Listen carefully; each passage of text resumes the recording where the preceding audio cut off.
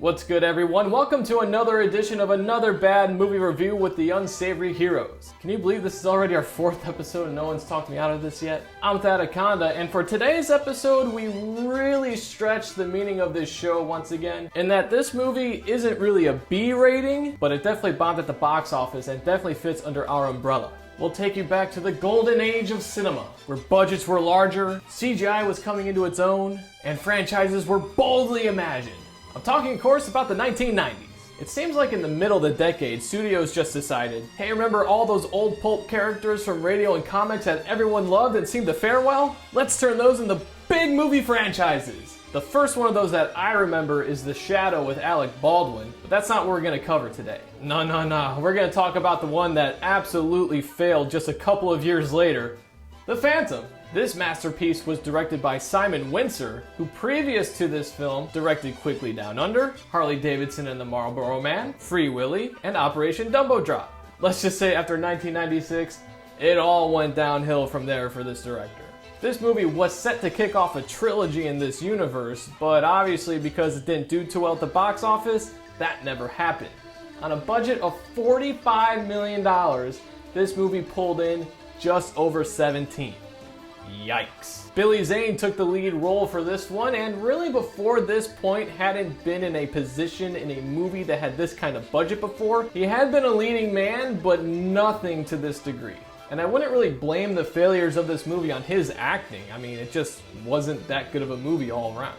We'll go back just a couple of years to 1994 to use The Shadow as a reference point. And when you look at the numbers for that movie, it starred Alec Baldwin, who was a pretty good name, and it grossed about $48 million on a $25 million budget. So yes, it was a success in terms of numbers. But if you look deeper into those numbers, 32 million of that gross came from the US, while the remaining 16 came from worldwide. So domestically, it was only +7, while the rest of the world made up a good chunk of the back half of that income. And that's probably why we never saw any sequels to The Shadow, especially after what happened with The Phantom. But no matter how you look at it, The Shadow still made $23 million. That's a good chunk of change. So why is it that that movie did so well, but The Phantom just did nothing? Well, for starters, let's take a look at the top 5 grossing films of 1996 and draw some comparisons. We start with Independence Day, Big Things Go Boom, Twister, Things Spin, Cows Fly, and Some Things Go Boom.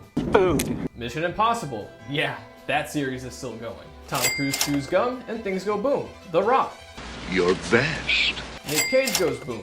And The Hunchback of Notre Dame. No one goes boom, but they do try to set someone on fire. So besides things going boom, what do these movies have in common, you ask?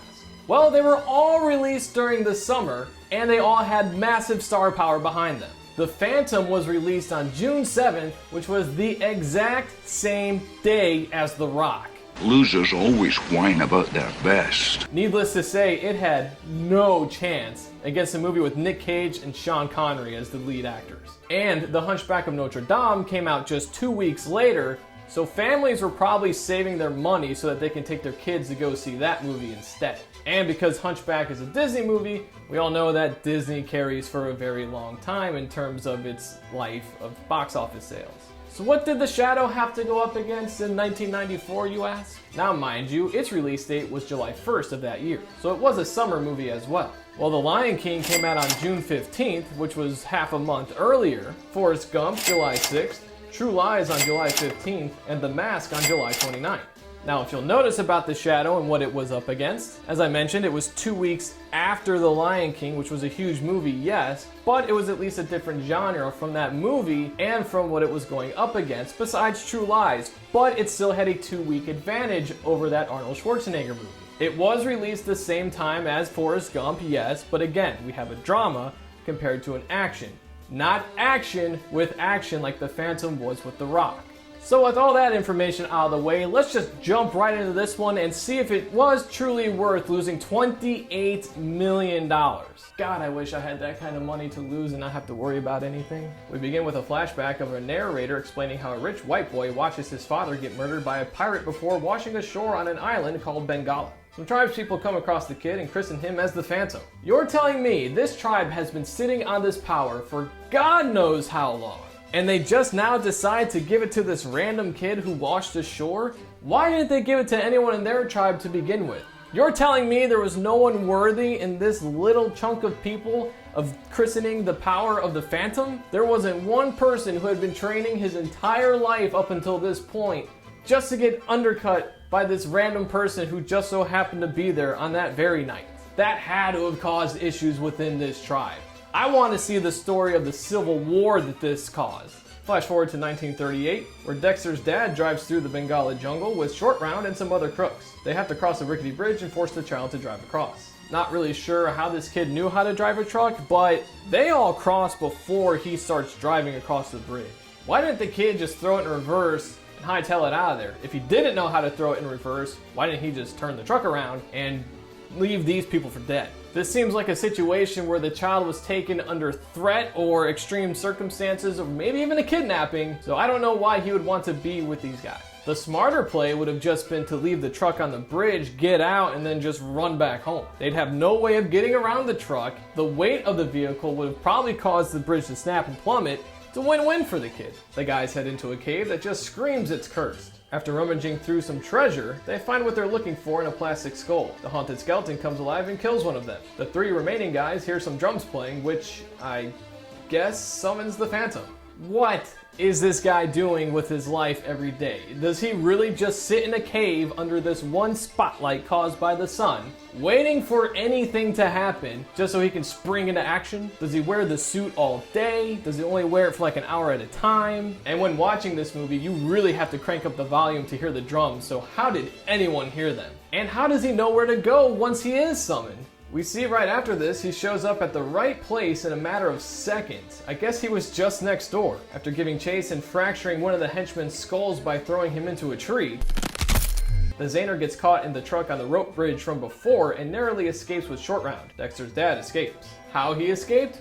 We don't know. From what we saw earlier, he only had the one map showing him how to get from point A to point B, and the only bridge that he knows of in this area was just destroyed by the truck. So I'm guessing he must have climbed down these gigantic cliffs and then climbed right back up without anyone noticing. It wouldn't be a car dropping quite a distance scene without an instant explosion. Billy Boy drops a massive exposition dump on us about the three skulls and what they're used for. He then goes on to explain how the skulls were hunted down by some pirates mentioned by the narrator in the beginning. Kit, Phantom's real name, then has his first mental breakdown of the movie by talking to the ghost of his father. Was this something all previous Phantoms had? We found out later on that it's just a lineage thing where the son of the previous Phantom takes over the reins. We see right after this when Garan walks in, he's caught off guard. He's never heard Kit talking to anyone that's not there before. So this is something new to him. In Long Island, we're introduced to big city living and Buffy the Vampire Slayer at the Playboy Mansion.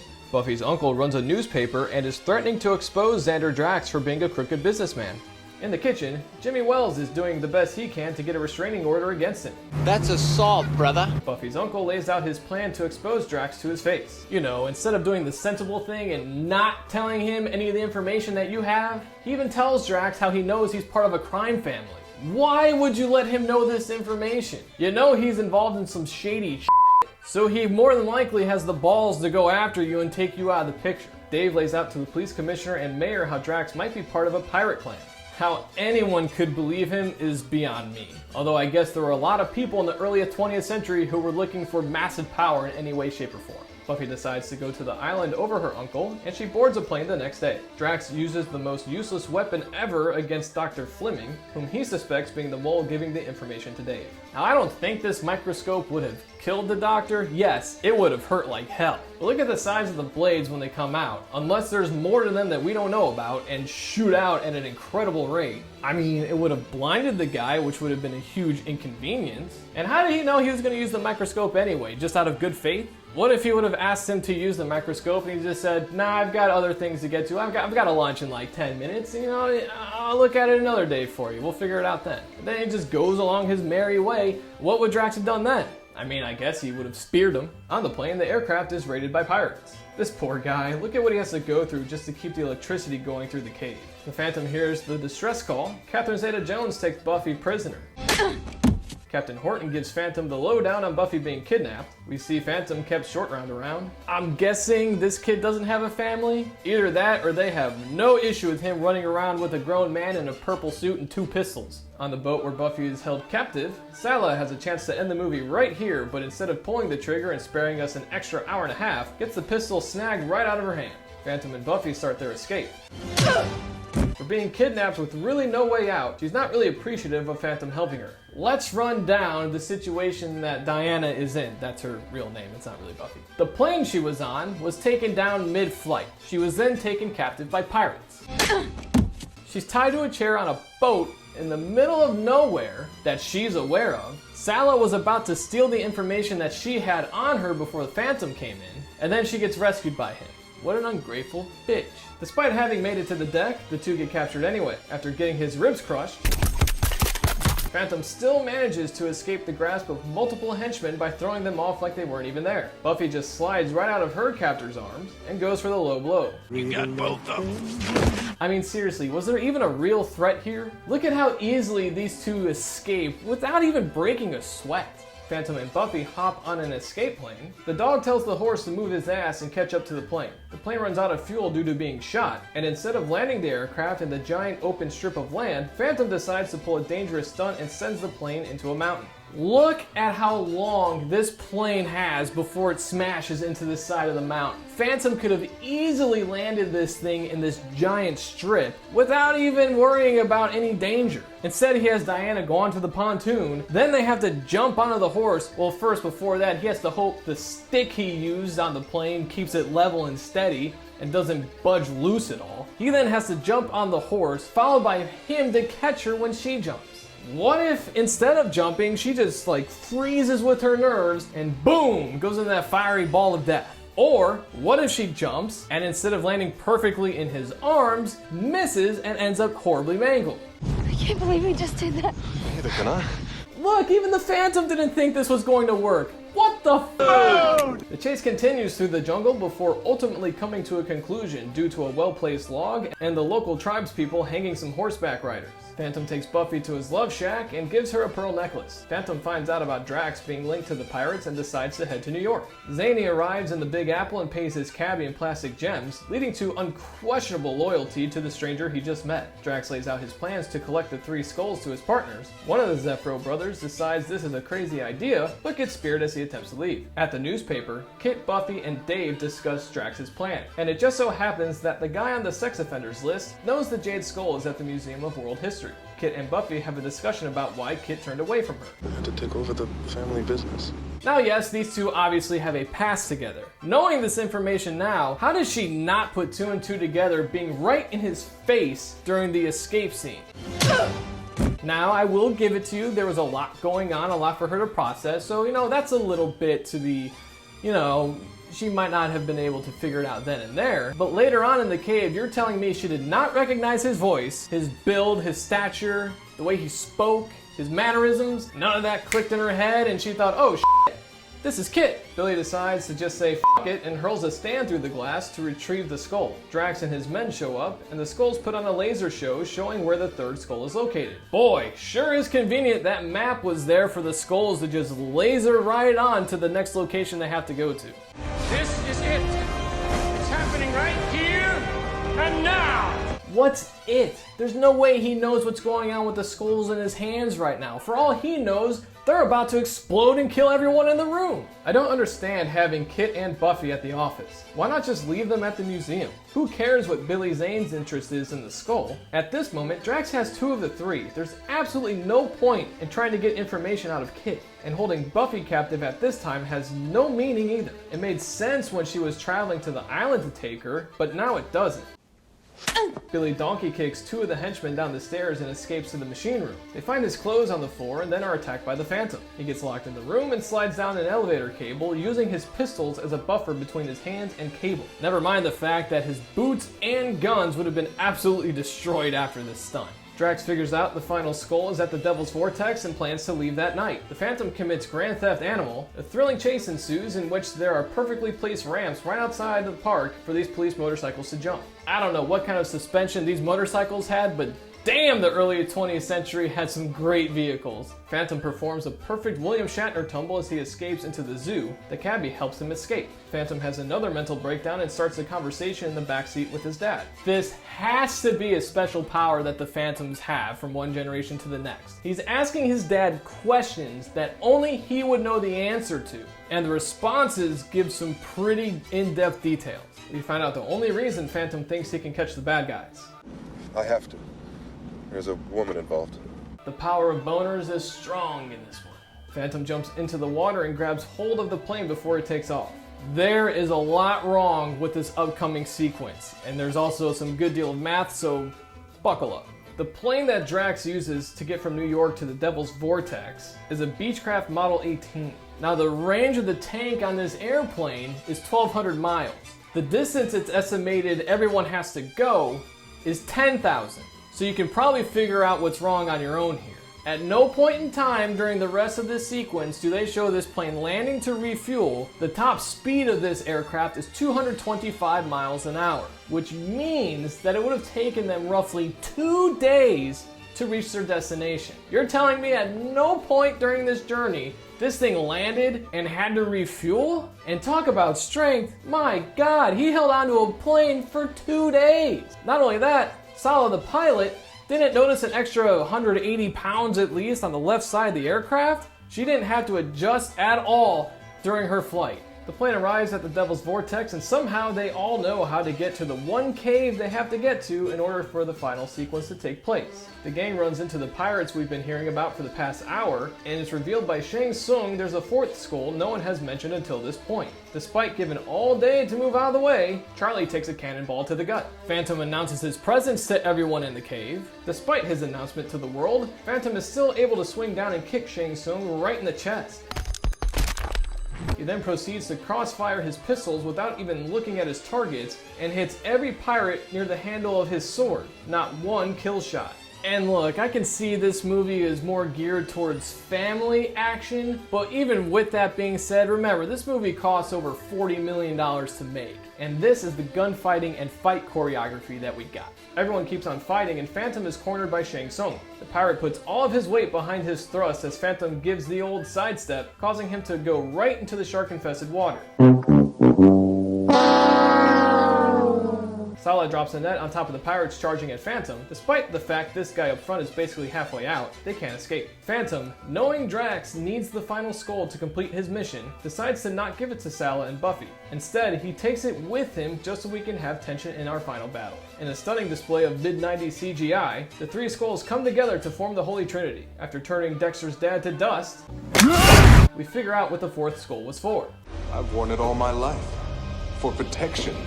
Okay, so a question I have. I get that the fourth skull is the Phantom's ring. That's fine. That works. But what if whoever has that ring isn't in the area that whoever has the three skulls is in? Here's what I mean by that. What if Drax was nowhere near the Phantom at this point and just started blowing people away and just taking out cities? Would the drums be playing for Phantom then? I don't know. And not only that, let's look at how the ring is to defeat the three skulls. The Phantom, or whoever's wearing it, has to be lined up perfectly with whatever laser's coming his way. At least that's what it makes it seem. What if he was just, I don't know, a quarter of an inch off? What would happen then? Would he just be turned into dust, just like Quill? I mean, I'd imagine so, and if that happens, it's Game over, man. It's game over. Phantom wins the Schwartz battle and turns Drax to a ball of flame. Goodness gracious, balls of fire. The island blows up, and Phantom and the two women escape. Phantom lays out his background to Buffy, but is unsuccessful in taking her to the shag pad. The legend has it as the Phantom has a son. Once he dies, the son takes over. It goes on and on and on. Now, in my opinion, this is just a terrible way of handing down the lineage of the Phantom, because what if the previous one never has a son? Or what if the previous one finds a woman to be his wife, but they never have a son together? Does he just go around and find a different woman to have a child with until it finally happens? Does he go village to village and just, ravages everyone in there? Where does it end, Phantom?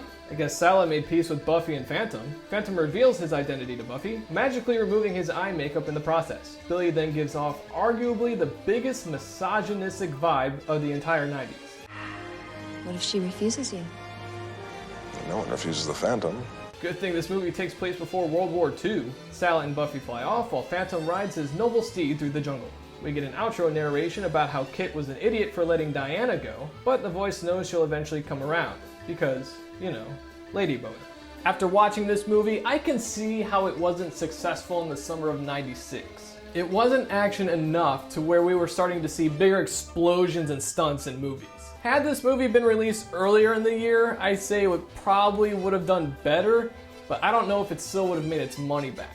It wasn't horrible, but wow, for $45 million, it sure wasn't good. The acting wasn't terrible, it is what it is. Billy Zane is a little bit stiff throughout, and I'd probably say the best performances probably came from the villains. On a plus side, it's not really like this movie ended anyone's career. I mean, Billy Zane ended up being in Titanic. Catherine Zeta-Jones, we know what became of her. James Remar, who played Quill, you know, he's never really been a top-tier actor, but he's pretty solid in what he does. Cary Hiroyuki Tagawa, he's just a badass. And then there's Treat Williams, who is, well, Treat Williams. Williams' acting in this movie, I think, was what it really needed. He really nailed the part. I love the way he plays a megalomaniac in that he doesn't really understand the power that he's searching for. It's not really over the top, but it's just kooky enough to where it's enjoyable to watch. Well, that'll wrap things up for this edition of Another Bad Movie Review with the Unsavory Heroes. Any questions, comments, or concerns, make sure to leave them below. And make sure to support the channel by hitting those like and subscribe buttons, because we all know what'll happen if you don't. I'm Thad Akonda, and we'll see you next time here on Another Bad Movie Review with the Unsavory Heroes.